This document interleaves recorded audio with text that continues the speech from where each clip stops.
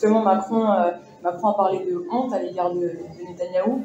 Ce que fait aujourd'hui le gouvernement de Benjamin Netanyahou est inacceptable. Ce qu'il fait, c'est une honte. Est-ce que le discours évolue positivement dans la classe politique? Je crois plutôt qu'il évolue par contrainte. Contrainte qui est quand même consolidée par les mobilisations populaires, par les mobilisations citoyennes et aussi par l'évolution de la dégradation, j'ai envie de dire, du contexte à Gaza. Et c'est ça qu'il faut aussi dénoncer, c'est-à-dire qu'on voit bien que c'est pas une évolution qui est guidée par des convictions politiques visant à minima à faire respecter le droit international. Je veux dire, on s'en fout fondamentalement de ce que Macron pense du peuple palestinien en réalité.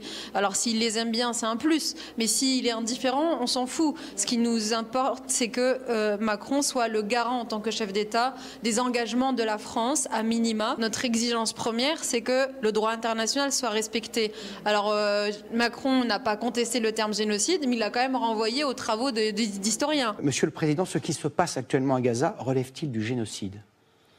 C'est pas à un responsable politique d'employer ces termes, c'est aux historiens en temps voulu. Mais d'autres présidents chefs d'État l'ont déjà fait avant. Oui, mais moi je suis pas dans ce... Je pense que c'est pas ça. Ah si. Non, pardon.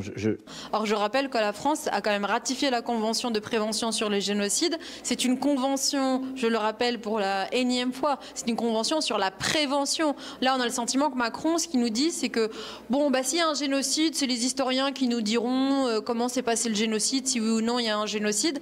Or, les engagements pris par la France et par tous les États européens, c'est de tout mettre en œuvre pour, dès les premiers signes, pour que ce génocide n'arrive pas, ne se commette pas. C'est le sens premier de cette convention internationale.